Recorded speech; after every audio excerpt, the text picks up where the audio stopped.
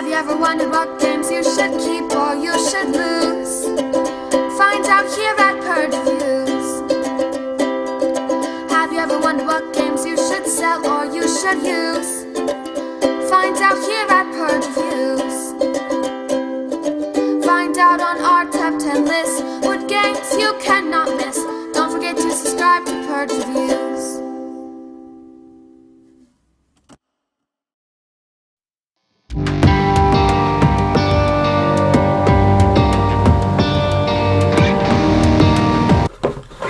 Spookies! This is a fun little game. You know, I saw this when I was at BGG Con in Texas. It was game night approved. I'll be honest, I didn't know what that meant at the time.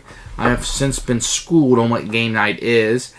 The box was too big for me to travel with. I didn't get it, but I did look it up when I got home, and I got it sent to me. I heard it was a pretty good.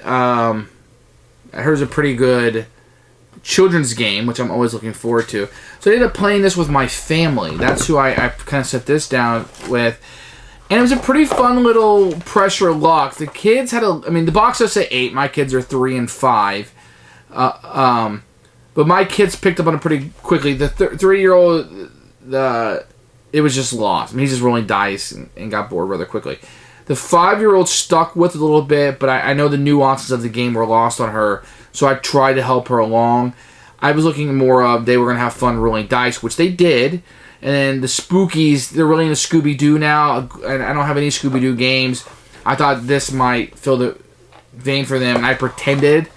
This makes me a good father or bad father. But pretending like the characters were Scooby-Doo characters and they couldn't see them clearly enough. I did the best I could. No judgments, please.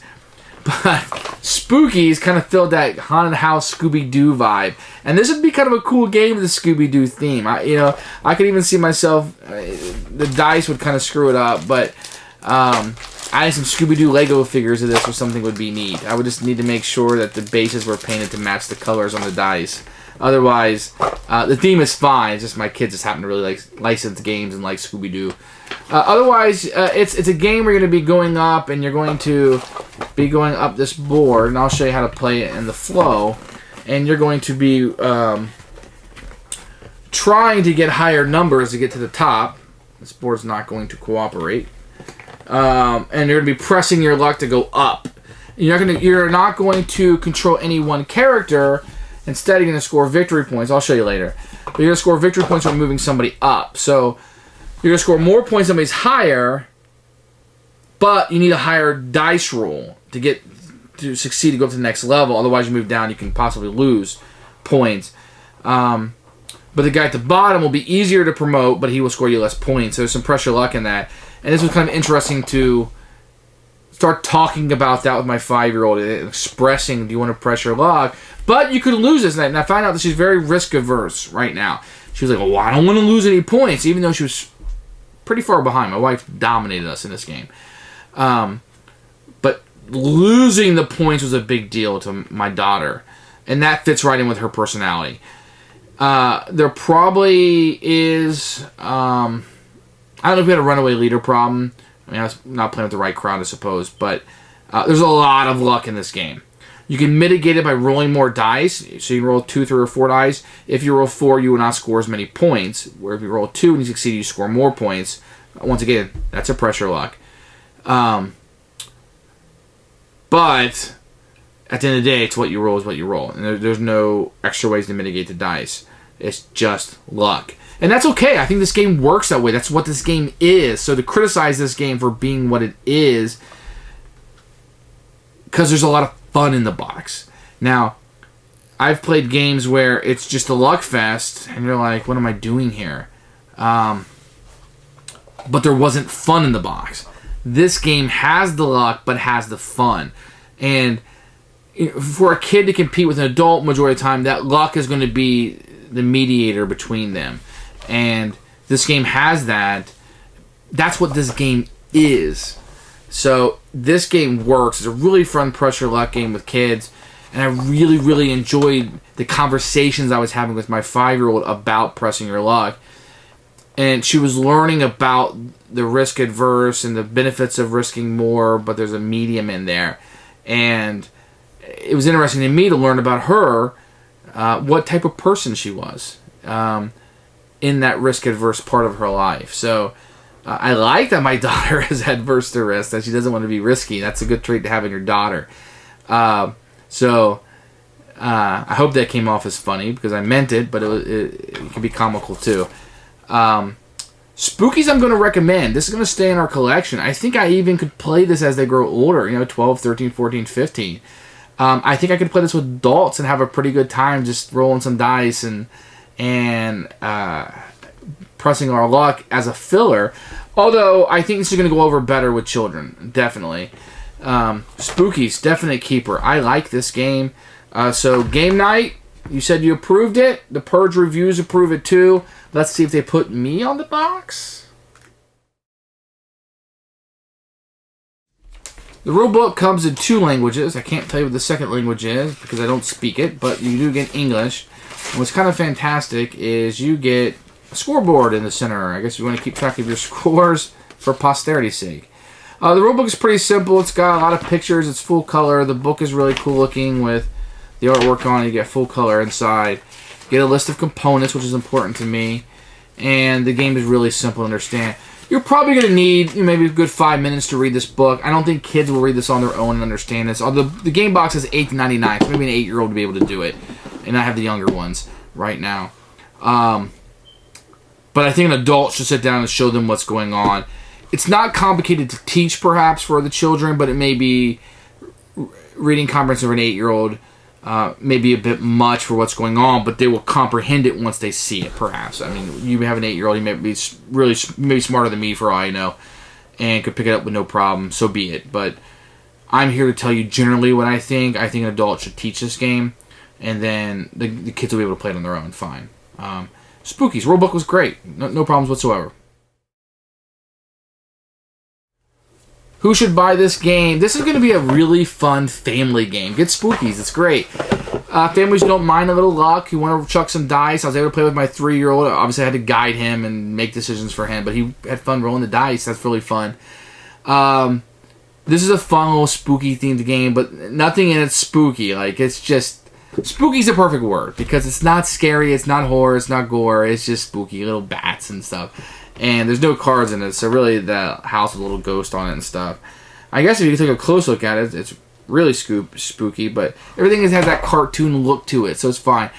Families, I don't know if I was an adult, if I would get this just for a filler, but this could be used as a quick filler for adults. I think there probably is better ones for adults.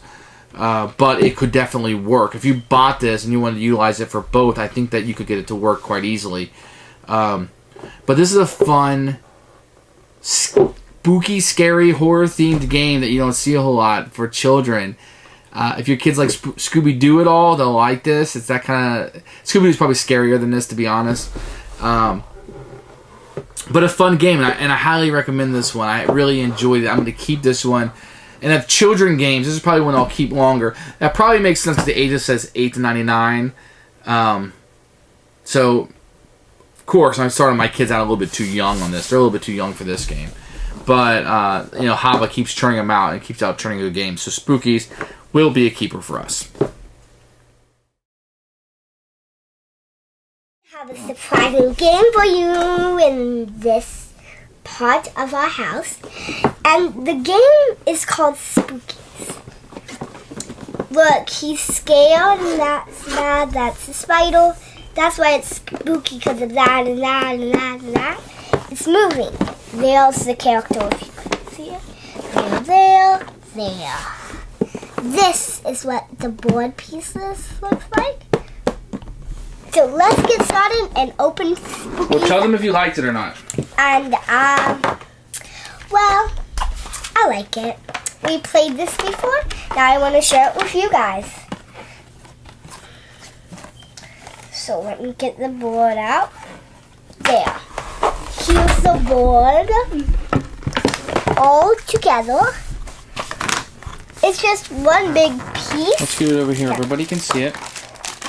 Here is the stuff to tell you which character to do, which I'm going to be going over. Alright. Well, let's talk about the components really fast. Yeah. So you're going to have these spooky tiles that you'll be getting, right? These are kind of points. And these will be face down. So when you grab these, it'll be secret what you're scoring. You're going to have a dice that you roll. Show them how you roll this dice, and this is how you know which characters you'll move. Yes. You roll this one.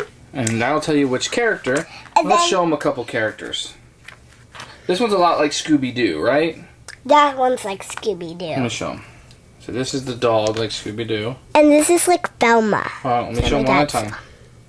This is like Velma that my dad showed. And this one is the Fred character. This one looks like Shaggy. Like Shaggy. They're all double-sided to show you front and back.